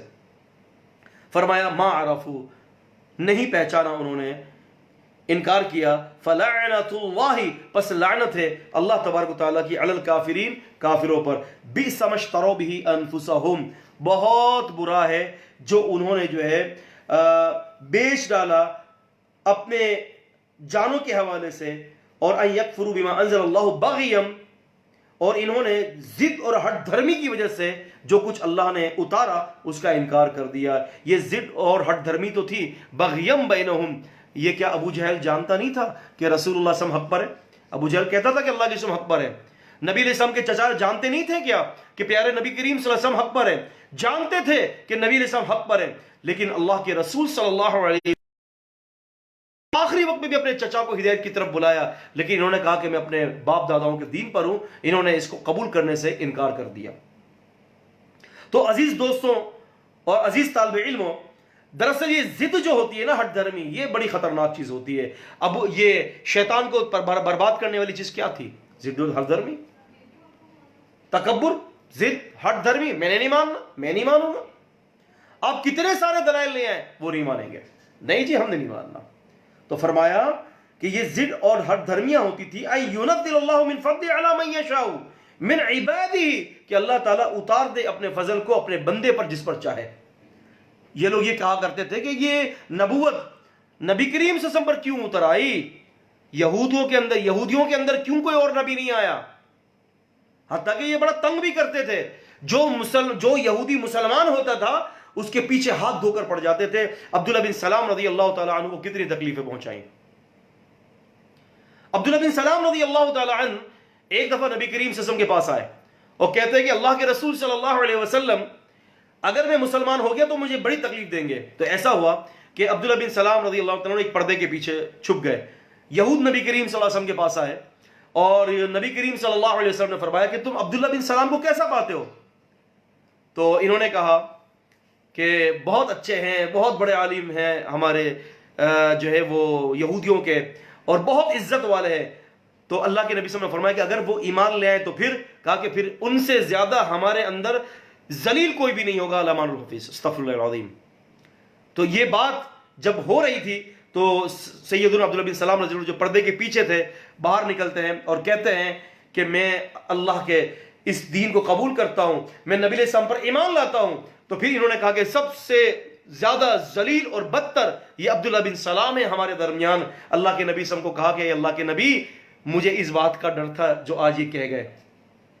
آپ جب حق کو قبول کریں گے تو آپ کے لوگ ہی آپ کے دشمن ہوں گے. محترم طالب علموں، جب آپ حق کی دعوت دیں گے تو آپ کے گھر والے ہی آپ کے دشمن ہو جائیں گے. آپ کے گھر والے ہی آپ کو اپنے گھر سے نکال دیں گے. آپ کے کنبے اور قبیلے ہی آپ کو اپنے کنبے قبیلوں سے نکال دیں گے. آپ کے دشمن ہو جائیں گے، آپ کے خون کے پیاسے ہو جائیں گے. لیکن کیا حکم ہے؟ وَلَا يَخَافُونَ لَوْمَةَ لَائِمٍ. مومن تو وہ ہوتے ہیں جو کسی بھی ملامت کرنے والے کی ملامت سے ڈرتے نہیں ہیں. حق کی دعوت دیجئے، توحید کی دعوت دیجئے. اللہ جانتا ہے کہ جو کو توحید کی دعوت دیتے ہوئے سرگرم ہوتا ہے، اس کے اوپر عمل کر کے پوری زندگی گزار دیتا ہے، تو اللہ وہ کتنا بڑا کامیاب ترین شخص ہے. دیکھ لیجئے سیدنا بلال حبشی رضی اللہ تعالیٰ عنہ کو، دیکھ لیجئے سیدنا مصعب بن عمیر رضی اللہ تعالیٰ عنہ کو، دیکھ لیجئے سیدنا عبداللہ بن حذافہ رضی اللہ تعالیٰ عنہ کو. یہ سارے صحابہ اکرام توحید کے اندر استقامت کی چٹان ہوا کرتے تھے. کتنی بات ہے میں بتاؤں. عبداللہ بن حذافہ رضی اللہ تعالیٰ عنہ صحابہ اکرام کے ساتھ، امیر المومنین عمر رضی اللہ عنہ کا دور ہے، صحابہ اکرام کے ساتھ ایک سفر پر گئے. ان کا کرکٹ ڈاؤن ہو گیا، ان کو گھیر لیا مشرکین نے. عبداللہ بن حذافہ کو کہا کہ یہ ہمارا سردار ہے، اس کو سجدہ کرو اور کلمہ کفر ادا کرو. تو عبداللہ بن حذافہ نے کہا کہ ایسا تو نہیں ہو سکتا، ہم اپنے رب کے ساتھ کسی کو شریک نہیں کر سکتے، ہماری پیشانی ایک اللہ کے آگے جھکتی ہے. اس نے کہا پھر ٹھیک ہے، پھر ہم اب تم سب کو مار دیں گے. کہا کہ مار دو. ایک بہت بڑا جو ہے ایک بہت بڑا برتن، اس کے اندر تیل ڈال دیا گیا اور اس کے اندر جناب یعنی جب تیل جھلسنے لگا تو صحابی عبداللہ بن حذافہ رضی اللہ تعالیٰ عنہ کے ساتھ جو دوسرے لوگ تھے اس میں سے ایک کو پکڑ کر اس کے اندر ڈال دیا گیا اور جھلسا دیا گیا. زندہ انسان کو کھولتے ہوئے کڑاہے کے اندر تیل کے اندر ڈال دیا اور کہا کہ آپ شرک کیجئے. عبداللہ بن حذافہ نے کہا اللہ کی قسم میں اس کے بعد بھی شرک نہیں کروں گا. کیا توحید کی عظمت تھی، کیا توحید کی عظمت تھی، کیا رب العزت کی قدر و قیمت تھی. وما قدر اللہ کا قدر ہی. اللہ پاک ہمارے لیے کہتے ہیں کہ اللہ کی قدر نہ کی جیسے کہ قدر کرنے کا حق ہے. ہم نے اپنی دنیا کی سیٹ کے لیے، دنیا کے 2 ٹکوں کے لیے ہم نے توحید بیچ دی. اپنے دل کو تسلیاں دیتے ہیں، اپنے دل کو تسلیاں دیتے ہیں. اللہ تعالیٰ فرماتے ہیں ما لکم لا ترجون للہ وقارا وقد خلقکم اطوارا، تمہیں کیا ہو گیا ہے کہ تمہارے دلوں سے اللہ کا وقار چلا گیا، حالانکہ اس نے تمہیں مختلف اطوار سے تمہیں پیدا کیا ہے۔ وما قدر اللہ حق قدرہ، اللہ کی قدر نہ کی جیسے کہ اس کی قدر کا حق ہے۔ عبداللہ بن حذافہ نے فرمایا ڈال دو ہمیں آگ کے اندر، ایک کو پکڑا پھر ڈال دیا کڑھائی میں، دوسرے کو پکڑا پھر ڈال دیا، کہا کہ شرک کرو، کہا کہ شرک نہیں کریں گے، سب کو ڈال دو۔ حتیٰ کہ اس نے کہا کہ اچھا ہمارے یہ جو سردار ہے اس کی پیشانی پر بوسہ دے دو، ہم تمہیں چھوڑ دیں گے۔ عبداللہ بن حذافہ نے کہا کہ ٹھیک ہے، میں پیشانی پہ بوسہ دیتا ہوں، یہ تو کوئی شرک ہی نہیں ہے۔ اٹھے پیشانی پر بوسہ دیا اور سب کو چھوڑ دیا۔ جب یہ قافلہ امیر المومنین عمر رضی اللہ عنہ کے پاس گیا اور عمر رضی اللہ تعالیٰ عنہ نے بیان کیا، ان کو عمر رضی اللہ کے سامنے پورا واقعہ بیان کیا، تو عمر رضی اللہ عنہ کھڑے ہوئے، عبداللہ بن حذافہ کی پیشانی پر بوسہ دیا، کہا کہ لوگوں اس کو بوسہ دو، یہ بڑا عظیم آدمی ہے۔ توحید، وَمَا أُمِرُوا إِلَّا لِيَعْبُدُوا اللَّهَ مُخْلِصِينَ لَهُ الدِّينَ حُنَفَاءَ، ایک اللہ کی عبادت، مخلصین لہ الدین، خالص طریقے سے اسی کے دین کو مانتے ہوئے، اس کی ذات میں، اس کی توحید میں، اس کی الوہیت میں، ربوبیت میں کسی کو بھی ہم شریک نہیں کرتے۔ اسی لیے پیغمبر علیہ السلام نے فرمایا من کان آخر کلامہ لا الہ الا اللہ دخل الجنہ، جس کا آخری کلمہ لا الہ الا اللہ ہوگا وہ سیدھا جنت کے اندر روانہ کر دیا جائے گا۔ اسی لیے پیغمبر علیہ السلام نے فرمایا لقنوا موتاکم لا الہ الا اللہ، اپنے مرنے والے کو لا الہ الا اللہ کی تلقین کیا کرو۔ یہ اتنا عظیم کام ہے توحید، اتنا عظیم کام ہے۔ تو فرمایا کہ یہ تو اللہ کا فضل ہے، اللہ جس کو چاہے اپنا فضل جس پر چاہے کر دے، جس پر چاہے اللہ تبارک و تعالیٰ اپنی نعمتیں کر دے۔ یہ نبوت یہ اللہ کا عظیم فضل ہے۔ اللہ نے چاہا محمد رسول اللہ صلی اللہ علیہ وسلم کو نبوت دینا، تو اللہ تعالیٰ سے کون پوچھ سکتا ہے؟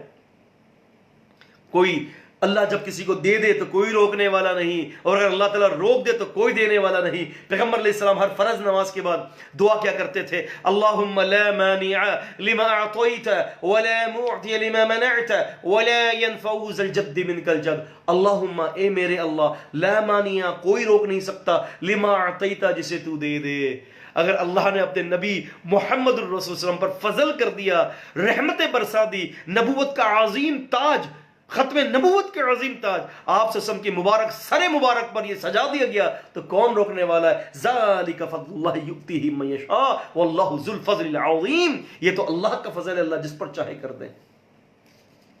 تو فرمایا کہ فباءوا بغضب علی غضب، تو یہ یہود اللہ کے غیظ و غضب کے ساتھ لوٹے۔ وللکافرین عذاب مہین، اور کافروں کے لیے عذاب مہین، مہین عربی میں کہتے ہیں رسوا کرنے والا، عذاب علیم درد دینے والا، عذاب عظیم بڑا عذاب، اور یہاں عذاب مہین ہے رسوا کرنے والا عذاب۔ قیامت کے دن ان کو رسوا کیا جائے گا، سارے لوگوں کے سامنے اللہ پاک ان کو ذلیل کرے گا۔ فرمایا وَإِذَا قِيلَ لَهُمْ آمِنُوا بِمَا أَنزَلَ اللَّهُ، اور جب ان سے کہا جاتا کہ یقین لاؤ، ایمان لاؤ جو کچھ اللہ نے اتارا، تو قالوا کہتے نُؤْمِنُ، قالوا کہتے نُؤْمِنُ بِمَا أُنزِلَ عَلَيْنَا، ہم ایمان لائے جو ہمارے اوپر اتارا گیا، وَيَكْفُرُونَ بِمَا وَرَاءَ، اور ہم انکار کرتے ہیں جو اس کے علاوہ ہے، یعنی نبی علیہ السلام کی نبوت کا انکار کرتے ہیں۔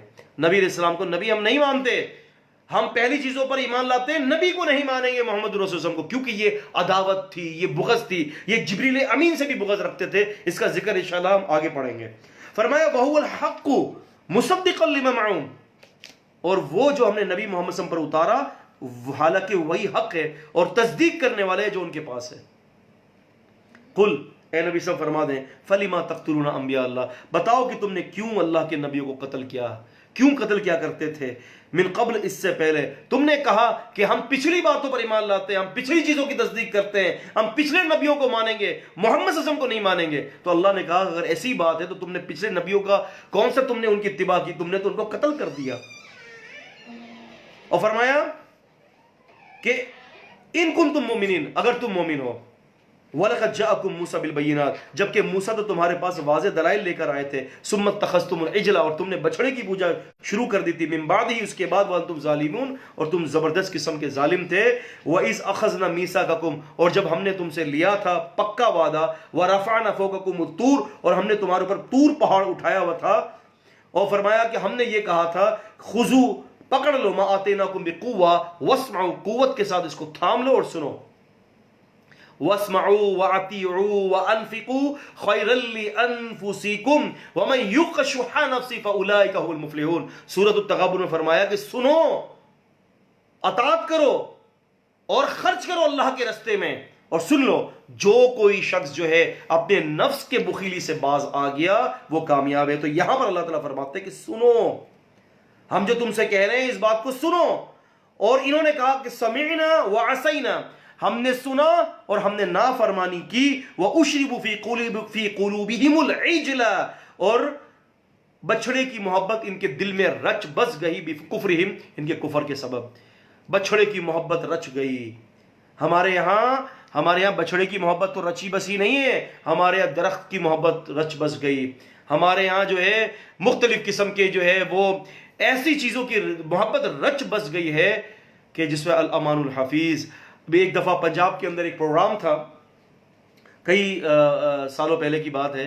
تو مجھے پروگرام کے بعد ایک جگہ پر لے گئے، وہاں پر ایک بہت موٹا درخت تھا، تنے والا.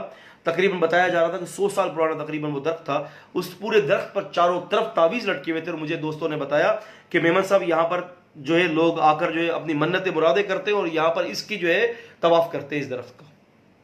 آپ اندازہ کر لیں کیوں کہ ان چیزوں کی شرک اور کفر کی محبت ان کے دلوں کے اندر رچ بس گئی. فرمایا اللہ تبارک و تعالیٰ نے وَأُشْرِبُوا فِي قُلُوبِهِمُ الْعِجْلَ بِكُفْرِهِمْ، ان کے کفر کے سبب جو ہے ان کے دلوں میں اس بچڑے کی محبت جو ہے وہ پلا دی گئی. اور فرمایا قُلْ بِئْسَ مَا يَأْمُرُكُمْ بِهِ، کہہ دیجئے کہ بہت بری ہے وہ چیز جس کا تمہارا ایمان تمہیں حکم دیتا ہے. ایمان حکم، جو ایمان تمہارا حکم دیتا ہے تمہارا ایمان، وہ بہت بری چیز ہے. ان کنتم مومنین، اگر تم مومن ہو. تمہارا ایمان اس بات کا حکم دیتا ہے کہ تم شرک کرو تو یہ بہت بری چیز ہے. قل، اے نبی صلی اللہ علیہ وسلم فرما دیجئے ان کانت لکم الدار الاخرہ، اگر تمہارے لیے یہ آخرت کا گھر ہی عند اللہ خالصتاً خالص ہے من دون الناس، دیگر لوگوں کے علاوہ، یعنی تم کہتے ہو کہ مسلمان امت محمدیہ سے زیادہ ہم نیک ہیں، ہم اللہ کے مقرب ہیں، تو پھر کیا کرو؟ فتمنوا الموت ان کنتم صادقین، تو موت کی تمنا کرو.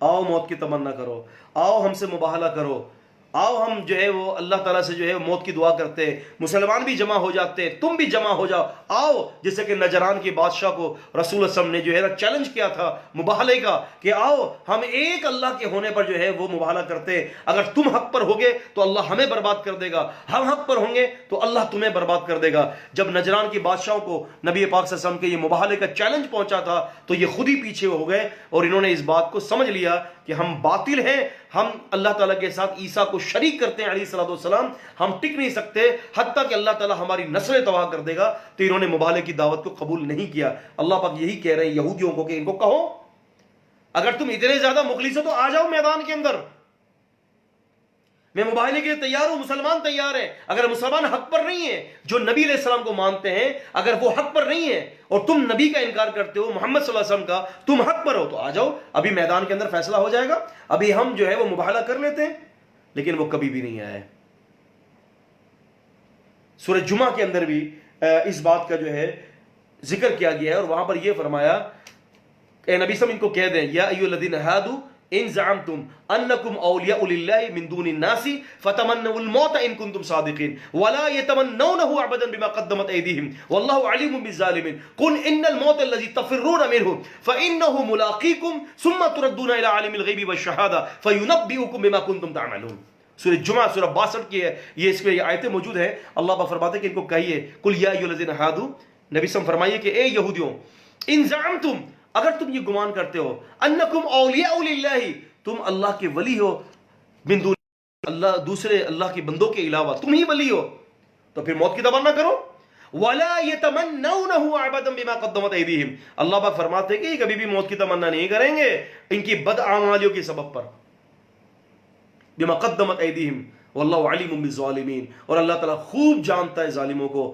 قل ان الموت الذی تفرون منہ فانہ ملاقیکم، جس موت سے تم بھاگتے ہو نا یہی موت تمہیں آ جائے گی. اللہ تعالیٰ نے سورہ آل عمران میں فرمایا وَلَوْ كُنْتُمْ فِي بُرُوجٍ مُشَيَّدَةٍ، سورہ آل عمران سورہ 3 کی آیت نمبر 78 میں فرمایا اگر تم مضبوط قلعوں کے اندر بھی ہوگے تو وہاں بھی تمہیں موت آن پہنچے گی. تو یہ یہودی لوگوں کے حوالے سے اللہ تعالیٰ نے فرمایا کہ تم موت کی تمنا کر لو، آ جاؤ، تمہیں معاہدہ کرنا ہے، میدان میں آ جاؤ. فرمایا وَلَن يَتَمَنَّوْا أَبَدًا، یہ کبھی بھی، ہرگز، کبھی بھی آپ کے ساتھ جو ہے یہ موت کا جو ہے حوالے سے جو ہے اللہ تبارک و تعالیٰ کے دین کے ساتھ مذاق کیا، اور اللہ پاک نے ان کے ساتھ چیلنج کیا. الحمدللہ ہمارا وقت پورا ہو گیا ہے. الحمدللہ اب ہم شروع کرتے ہیں سوال و جواب کے اپنے نشست جو ہے. تو جن کو سوال کرنا ہے وہ مجھے سوال بھیجیں، انشاءاللہ اللہ تعالیٰ کی توفیق سے آپ کو سوال کے جواب دیے جائیں گے. ایک سوال آیا ہے، درخواست لوگوں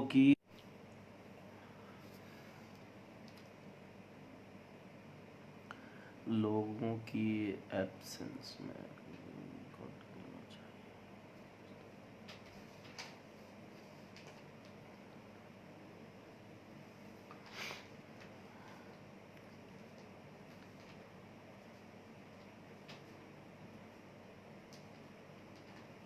جی ہاں بالکل ایسا ہی ہے کہ اس درخت کو کاٹ دینا چاہیے، لیکن یہ کہ جو علاقہ تھا وہ تقریباً زیادہ مشرک تھے، بالکل کاٹ دینا چاہیے. بلکہ غالباً عمر رضی اللہ کے دور میں بھی ایک درخت سے جو ہے وہ آواز آنا شروع ہو گئی تھی، تو لوگوں نے سمجھا کہ یہ بہت عظیم درخت ہے، جبکہ اس درخت کو نبی پاک صلی اللہ علیہ وسلم نے اپنے ہاتھ مبارک سے لگایا تھا. لیکن عمر رضی اللہ نے یہ دیکھا تھا کہ اس میں شرک ہو رہا تھا، تو آپ نے اپنے ہاتھوں سے اس درخت کو کٹوا دیا، اور جو آواز آ رہی تھی تو عمر رضی اللہ نے یہ فرمایا تھا کہ یہ شیطان کا عمل ہے.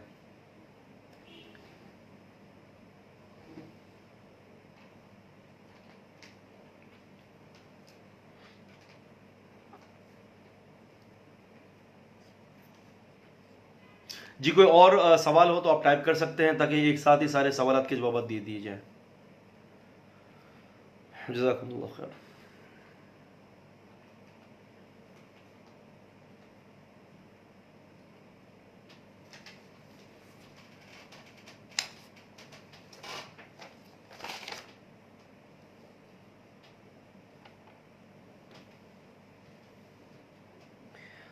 اگر ہم کسی کو ایک بار کام کا کہیں اور کہیں کہ میرا یہ کام کر دینا، پھر وہ نہ کرے، پھر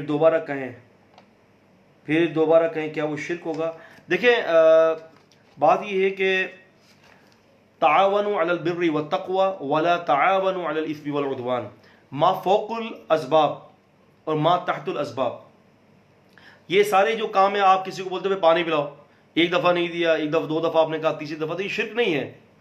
شرک وہ ہوگا کہ آپ جو ہے ما فوق الاسباب کسی کو پکاریں، اور اس میں کوئی شرک کی بات نہیں ہے، بلکہ جو بندہ نہیں سن رہا اس کے ڈھیٹ نہیں ہونے کی دلیل ہے وہ. البتہ یہ شرک نہیں ہے، کچھ لوگ اس کے بارے میں اس طرح سے بات کرتے ہیں، لیکن شرک میں نہیں سمجھتا یہ ہو، واللہ اعلم. اچھا، قرآن میں ہے کہ اللہ نے کسی کو بہت کوئی اختیار نہیں دیا کہ تو پھر اللہ نے شیطان کو دیا ہے فرشتوں سے اختیار. دانیال صاحب بات یہ ہے کہ اللہ تبارک و تعالیٰ نے جو شیطان کو جو اختیار دیا ہے نا، یہ تو آپ سمجھ لیں کہ ایک اسپیسیفک ایک کنڈیشن ہے. جو شیطان کو جو اختیار اللہ تبارک و تعالیٰ نے دیا ہے، دراصل وہ قیامت تک کے لیے دیا ہے اللہ پاک نے. اور اس کو اختیار بہکانے کے لیے کتنا ہے، سورہ ابراہیم میں یہ ارشاد ہوتا ہے کہ شیطان خود کہے گا کہ ما کان لی علیکم من سلطان الا ان دعوتکم، کہ میرا تم پر زور صرف اتنا تھا کہ میں تمہیں گناہ کی طرف پکارتا تھا، فاستجبتم لی، تو تم میری پکار پر لبیک کہتے ہوئے چلے آتے تھے. تو شیطان کو اختیار یہ نہیں ہے کہ آپ کو ہاتھ پکڑ کے گمراہ کر دے. شیطان کا اختیار صرف وسوسات تک ہے. اگر وہ آپ کے درمیان جو ہے جناب علی وسوسات ڈالتا ہے تو بس ٹھیک ہے. اور اس کے علاوہ جہاں تک جو ہے مسئلہ ہے، دوسرا مسئلہ کہ فرشتوں کو کیا اختیار ہے، تو فرشتوں کا اختیار قرآن مجید میں کئی جگہوں پر ذکر کیا گیا ہے. مسلمانوں کو خوشخبری دینا، مسلمانوں کے لیے دعائیں مغفرت کرنا، مسلمانوں کے لیے رحمت کی دعائیں کرنا، اور مسلمانوں کے لیے جو ہے رزق کی دعائیں کرنا. اور جب جان روح قبض کرنے کے لیے آتے تو اس وقت مسلمانوں کو تسلیہ دیتے ہیں. یہ بہت سارے کام ہوتے ہیں جو فرشتوں کے ہیں. ما یلفظ من قول الا لدیہ رقیب عتید، کہ دائیں اور بائیں لکھتے ہیں، کوئی لفظ چھوڑتے نہیں ہیں. یہ سارے ان فرشتوں کے کام ہوتے ہیں. ایک اور سوال ہے کہ نماز تراویح کا نام کس دور میں آیا؟ نماز تراویح کا نام کس دور میں آیا؟ البتہ اتنا بتایا کہ نبی علیہ السلام کے دور میں اس کو تراویح نہیں کہا جاتا تھا، بلکہ نبی کریم صلی اللہ علیہ وسلم کے مبارک دور کے اندر اس کو قیام اللیل یا تہجد کے نام سے جو ہے وہ اس کو یاد کیا جاتا تھا. بعد میں پتہ نہیں کس دور کے اندر اس تراویح نام مشہور ہوا ہے، لیکن البتہ یہ کہ بہت پرانے زمانے میں بھی، یعنی آپ یہ سمجھ لیں کہ 200-300 سال پرانی جو بہت سارے علماء کی کتابیں اس میں بھی میں نے تراویح کے الفاظ پڑھے ہیں، واللہ اعلم۔ کیا زکوٰۃ کے پیسے اپنی بہن کو دے سکتے ہیں؟ جی بالکل دے سکتے ہیں، آپ کی بہن اگر جو ہے ضرورت مند ہے تو آپ اس کو زکوٰۃ دے سکتے ہیں۔ شیخ صاحب کیا نماز تہجد، اچھا یہ تو ہو گیا ہے، کیا نماز تہجد میں قرآن دیکھ کر نماز تراویح پڑھ سکتے ہیں؟ میں نے اس کا جواب دے دیا ہے شروع میں ہی کہ قرآن دیکھ کر جو ہے اگر آپ جو ہے وہ انفرادی طور پر نماز پڑھ رہے ہیں، دیکھیں پہلی تو بات یہ ہے کہ میں نے اس میں یہ ذکر کیا تھا کہ تہجد کی نماز اگر مصحف دیکھ کر جو پڑھتے ہیں نا جو حضرات، تو اکثر و بیشتر جو ان سے بہت سارے رکن چھوٹ جاتے ہیں۔ ایک سجدے کی جگہ پر دیکھنا، دوسرے علاوہ کہ اگر ہاتھ میں اگر قرآن مجید ہوتا ہے تو جب سجدے میں جاتے ہیں تو اس ہاتھ کے جو احکامات ہیں یا سیدھے ہاتھ کے جو احکامات ہیں وہ چھوٹ جاتے ہیں، وہ مصحف ہی ہاتھ میں رہتا ہے۔ تو کوئی عذر ہو تو مصحف لے سکتے ہیں، اس کا جواز موجود ہے۔ امام بخاری نے معلقاً جو ہے وہ روایت ایک نقل کی ہے، لیکن یہ ہے کہ اگر آپ کو کچھ بھی قرآن یاد ہے تو بہتر یہ ہے کہ مصحف ہاتھ میں نہ لیا جائے، لیکن اگر کوئی مجبوری ہے تو ٹھیک ہے، جواز کی صورت موجود ہے۔ کورونا کی وجہ سے مسجد کے بارے میں علماء کی ڈفرینس آف اوپینین ہے، رہنمائی کیجیے۔ بھائی بات یہ ہے کہ کورونا کے حوالے سے بالکل ڈفرینٹ اوپینینز ہیں علماء کی، مابین علماء جو ہے اختلاف بھی ہے، لیکن جو ہے بات یہ ہے کہ ہم نے تو یہی شروع سے اپنا موقف رکھا ہوا ہے کہ کورونا کے حوالے سے جو ہے مسجدیں بند نہ کی جائیں، کورونا کے حوالے سے جو ہے وہ جناب علی جو ہے ایسا نہ ہو کہ جو مسجدوں میں لوگ آ رہے ہیں تو دور ایک دوسرے سے کھڑے ہوں، اللہ پر توکل کریں اور بدشگونی نہ کریں، اور جو احتیاط کے تقاضے شریعت کی حدود میں ہیں اس پر آپ احتیاط کر سکتے ہیں۔ بلکہ میں نے اس کے اوپر بھی ایک آرٹیکل بھی لکھا ہے، تو آپ اپنا نمبر واٹس ایپ پر آپ بھیج دیں شیخ عاصم کو، شیخ عاصم کا جو نمبر ہوگا جو ہمارے ایڈمن ہے وہ آپ کو میری پی ڈی ایف فائل کے اندر ہے میرا یہ آرٹیکل کرونا وائرس کے حوالے سے اور اس کے حوالے سے کہ نبی صلی اللہ علیہ وسلم کی حدیث جو ہے لا عدوہ ان کے احکامات کے حوالے سے، تو وہ آپ کو انشاءاللہ تعالی پرسنل کے اندر جو ہے وہ شیخ عاصم آپ کو بھیج دیں گے۔ قرآن میں کہ اللہ تعالیٰ نے کسی کی کوئی بھی اختیار نہیں دیا، تو پھر اللہ نے شیطان کو کون سے اختیار دیا؟ تو جواب دے دیا نا میں نے۔ جی ہاں، کیا صدقہ فطر یکم رمضان سے دے سکتے ہیں؟ اتنا جلدی مت دیں، 2-3 دن 1-2 دن پہلے صدقہ فطر آپ دیں، اتنے جلدی نہ دیں آپ۔ کچھ لوگ کہتے ہیں کہ نبی کریم صلی اللہ علیہ وسلم پوری دنیا کو دیکھتے ہیں اور سنتے بھی ہیں، کیا یہ غلط ہے؟ وہ حدیث بھی غلط ہے۔ دیکھیں دانیال صاحب، نبی کریم صلی اللہ علیہ وسلم کے دور میں ایک عورت کی وفات ہو گئی، صحابہ نے فرمایا کہ رات کا ٹائم تھا، ہم نے دفنا دیا۔ صبح نبی علیہ السلام بیدار ہوئے، آپ نے فرمایا کہ وہ عورت کا ہے جو مسجد کی صفائی کرتی تھی، کہا کہ اللہ کے وسلم وہی ماتت، یہ وفات پا چکی ہے۔ اللہ کے رسول صلی اللہ علیہ وسلم نے جو ہے مجھے آپ سے نے بتایا کہ مجھے یہ بتاؤ کہ اس کی قبر کا ہے، تو نبی علیہ السلام کو قبر بتائی گئی، تو آپ نے اس میں کھڑے ہو کر جو ہے نماز جنازہ پڑھی۔ اب اگر نبی علیہ السلام ایک ہی وقت پہ پوری دنیا کو دیکھتے ہوں اور پوری دنیا کی سنتے ہوں، تو آپ سے کا یہ پوچھنا کہ وہ عورت کہاں ہے تو کوئی معنی نہیں بنتا۔ اگر آپ کو پتا ہوتا تو آپ کیوں پوچھتے؟ اگر آپ کو پتا ہوتا کہ یہ فلاں جگہ پر جو ہے جناب علی دفن ہوئی ہے، تو آپ سے صحابہ سے کیوں پوچھتے کہ مجھے بتاؤ وہ کہاں دفن ہوئی ہے؟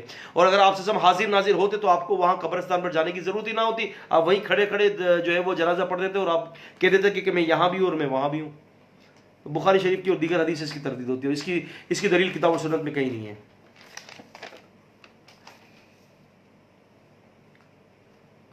اکثر عورتوں میں مشہور ہے کہ غسل کے بعد کلمہ کا ورد کیا جائے، میں نے اس کا جواب دے دیا شروع میں ہی کہ اکثر عورتوں میں مشہور ہے کہ غسل کے بعد کلمہ کا ورد کیا جائے اور ایمان مجمل اور ایمان مفصل پڑھا جائے۔ اس کی کوئی حقیقت نہیں ہے، لم یثبت عن النبی صلی اللہ علیہ وسلم، لم یثبت، یہ نبی صلی اللہ علیہ وسلم ثابت نہیں ہے۔ بغیر نماز کے روزہ قبول ہو سکتا ہے یا نہیں؟ میں نے جواب دے دیا تھا کہ یہ جو ہے وہ بغیر روزے کے جو ہے بغیر نماز کے کوئی روزہ قبول نہیں ہوگا، نماز فرض ہے اور یہ شرط ہے ہر عمل کی۔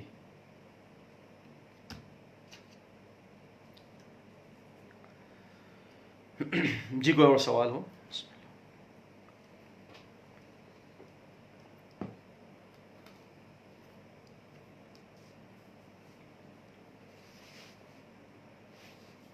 شیخ عاصم، آپ کے پاس بھی کوئی سوالات آئے ہوں تو آپ اس کو ارسال کیجئے تاکہ جلد از جلد سوالات کے جوابات دے دیے جائیں۔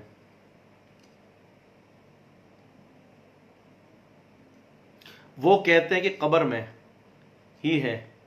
نبی پاک صلی اللہ علیہ وسلم جو ہے بخاری شریف کی حدیث سے پتہ چلتا ہے کہ آپ سب جنت الفردوس سے بھی بہت اونچا اعلیٰ مقام کے اندر ہیں. اب نبی پاک صلی اللہ علیہ وسلم کے قبر کے اندر ہونا اور نبی علیہ السلام کا اپنی جنت الفردوس سے بھی زیادہ بڑی جنت کے اندر ہونا، یہ سب غیب کے معاملات ہیں. دانیال صاحب ہمیں اس کے اوپر جو ہے نا تدبر و تفکر کرنے کی ضرورت نہیں ہے. آمنا و صدقنا کیفیت کیا ہے، کس طرح سے برزخ ہے، وہ ہمیں کچھ نہیں پتا، اللہ پاک خوب جانتے ہیں اس کے بارے میں. قرآن پاک کی ایک آیت ہے جس میں ہے کہ نماز سفر میں اس وقت نماز کم پڑھے اور اگر دشمن کا خطرہ ہو، جبکہ حدیث میں ہے کہ بغیر دشمن کے خطرے کے بھی نماز پڑھیے. منکر حدیث اس چیز کا انکار کرتے ہیں. ہاں جی بالکل ایسا ہی ہے کہ منکر حدیث یہ کہتے ہیں کہ اللہ تبارک و تعالیٰ نے جو ہے نماز سفر میں یا پھر جو ہے وہ خوف کی حالت میں جو ہے اس کو اللہ تبارک و تعالیٰ نے جو ہے اس کو قصر کا حکم دیا ہے. ہم یہ کہتے ہیں کہ قرآن مجید کے اندر بہت سارے ایسے مقامات ہیں کہ جہاں قرآن مجید نے اجمالاً ذکر کیا اور اس کی تفصیل نبی پاک صلی اللہ علیہ وسلم کی حدیث میں ہوتی ہے. میں اس کو مثال دیتا ہوں. اللہ تبارک و تعالیٰ فرماتے ہیں کہ آپ کے اوپر مردار حرام ہے، خنزیر کا گوشت حرام ہے، بہتا ہوا خون حرام ہے، اور ہر وہ چیز جو اللہ کے علاوہ کسی اور کے نام پر ذبح کی جائے وہ حرام ہے. 4 چیزیں قرآن مجید نے اس کو حرام کیا ہے. میں آپ سے پوچھتا ہوں کہ بتائیے کیا کوئی کتا کھانے کے لیے تیار ہے؟ کیا کوئی شخص بلی کھانے کے لیے تیار ہے؟ کیا کوئی زمین کے کیڑے مکوڑے کھانے کے لیے تیار ہے؟ کیا کوئی شخص بچھو کھائے گا؟ کیا کوئی شخص گدھا کھائے گا؟ بتائیے. اگر میں کوئی کہوں کہ یہ جائز ہے کہ قرآن نے تو صرف 4 چیزوں کا ذکر کیا ہے، باقی تو کوئی اور چیز منع ہی نہیں کہ اللہ پاک نے ساری چیزیں جائز ہیں، تو آپ کیا کہیں گے کہ بھائی بات یہ ہے کہ ہاں ایسا ہے کہ قرآن مجید نے صرف 4 چیزوں کا ذکر کیا ہے لیکن حدیث میں اس کی تفصیل موجود ہے. تو بالکل اسی طریقے سے رسول اللہ صلی اللہ علیہ وسلم کی حدیث کے اندر اس کی تفصیل موجود ہے کہ اللہ کے رسول صلی اللہ علیہ وسلم نے اس کی مزید تفصیل دے کر آپ سے سامنے مزید امت کو سہولت دی ہے. تو یہ میں نے آپ کے سامنے دلیل رکھی، اور ایسے قرآن مجید میں کئی سارے واقعات ہیں. اگر آپ صرف قرآن مجید کی بیس رکھو گے کہ جی قرآن مجید کے اندر ہونا چاہیے، تو قرآن مجید اللہ تبارک تعالیٰ فرماتے ہیں کہ تم جہاں کہیں بھی ہو اپنے چہرے کو قبلے کی طرف کر لو. اب مجھے یہ بتائیے سیقول کے پارے کے اندر یہ حکم ہے کہ تم جہاں بھی ہو فَتَوَلُّوا وُجُوهَكُمْ شَطْرًا، تو تم اپنے چہرے کو قبلے کی طرف پھیر لو. تو اب میں آپ سے سوال کرتا ہوں کہ اگر آپ حدیث کو چھوڑ دیں تو کیا اس آیت پر آپ عمل کر سکیں گے کہ ہر وقت آپ کا چہرہ قبلے کی طرف ہونا چاہیے؟ لازمی سی بات ہے کہ آپ کو حدیث کی طرف جانا پڑے گا. نبی علیہ السلام پھر وضاحت کرتے ہیں کہ چہرہ جو ہے قبلے کی طرف اس وقت ہو کہ جب جو ہے بندہ نماز پڑھ رہا ہو.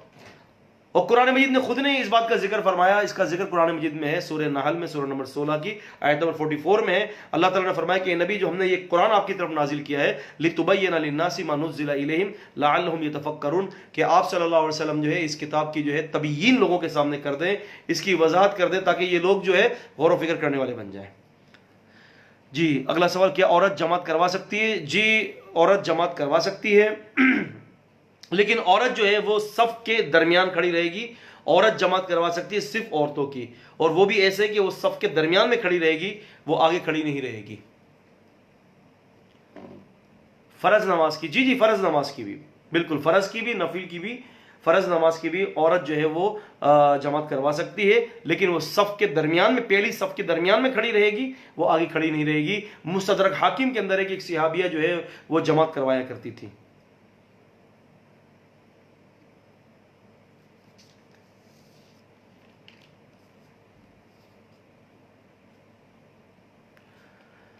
تبلیغی جماعت کے امیر صاحب کی قبر سے خوشبو آئی تھی. اللہ تبارک تعالیٰ جو ہے سب کی مغفرت فرمائے، تبلیغی جماعت کے امیر صاحب کی بھی مغفرت فرمائے، ہماری بھی مغفرت فرمائے. اللہ پاک ہم سب پر رحمت نازل فرما دے. میرے انتہائی محترم، آپ کو لائیو بیٹھ کر باتیں ہاتھ سے پانی نہیں پینا چاہیے. عبد القیوم صاحب، ایک بات بار بار دہرائی گئی ہے کہ یہ جو میں آپ دیکھ رہے ہیں گلاس میرے ہاتھ میں ہے، یہ گلاس میرے ہاتھ میں ہے، یہ میرا سیدھا ہاتھ ہے. فرنٹ کیمرے کی وجہ سے آپ کو یہ میرا الٹا ہاتھ لگ رہا ہے. جب بھی پانی پیتا ہوں اس کی جو ہے تصحیح کر دیتا ہوں. جب بھی پانی پیتا، آپ اندازہ کریں کہ ایک آدمی آپ کو دین پڑھا رہا ہے، آپ کو قرآن پڑھا رہا ہے، تو وہ کیا مگر اس کے اندر اتنی بات بھی سمجھ نہیں ہے کہ وہ آپ کے سامنے اپنے الٹے ہاتھ سے پانی پیے گا. یہ بات میں نے کئی دفعہ کہی ہے. جب بھی پانی پیتا ہوں میں اس بات کا ذکر کر دیتا ہوں کہ میں یہ دانے ہاتھ سے پانی پی رہا ہوں. تو عبدالقیوم صاحب بات یہ ہے کہ میں دانے ہاتھ سے پانی پیتا ہوں. فرنٹ کا کیمرہ آن ہونے کی وجہ سے آپ کو یہ میرا بائیں ہاتھ لگ رہا ہے. جی السلام علیکم. کیا گھر میں تراویح پڑھ سکتے ہیں اس طریقے سے؟ گھر میں تراویح پڑھ سکتے، کیوں نہیں پڑھ سکتے؟ نبی علیہ السلام سے ثابت ہے. یہ نفلی نماز ہے، بہتر یہ بھی بہتر ہے کہ آپ مسجد میں ادا کریں، اور یہ بھی بہتر ہے کہ آپ اپنے گھر میں ادا کریں. کیا ہم اپنے بھائی کو زکوٰۃ دے سکتے ہیں جو مقروض ہو؟ کیوں نہیں دے سکتے؟ آپ اپنے بھائی کو دے سکتے ہیں. اولاد والدین کو زکوٰۃ نہ دیں اور والدین اپنی اولاد کو زکوٰۃ نہ دیں. آپ اپنے بھائی کو زکوٰۃ دے سکتی ہیں، اس میں کوئی مذاکرے کی بات نہیں ہے، اس میں کوئی قباحت نہیں ہے. واللہ اعلم.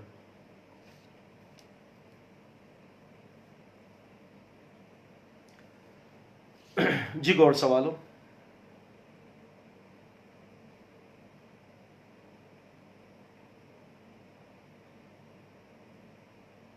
جزاکم اللہ خیرہ فی الدنیا والآخرہ. ان شاء اللہ تعالیٰ کل ٹھیک 10:30 بجے ہم اپنی تفسیر کو مزید آگے لے کر چلیں گے. اللہ سے پاک سے دعا کریں کہ اللہ تعالیٰ ہمیں ان باتوں پر عمل کرنے کی توفیق عطا فرمائے اور اللہ تبارک و تعالیٰ ہم سے راضی ہو جائے. اور تمام جتنے بھی ہمارے دوست ہیں اس پروگرام کو شیئر کیجئے اور اپنے دوسرے بھائیوں کو اور دوسرے دوستوں کو اس کی دعوت دیں کہ وہ اس پروگرام میں شریک ہوں. اللہ تعالیٰ ہم سب کا حامی ناصر مددگار ہو. السلام علیکم ورحمۃ اللہ وبرکاتہ.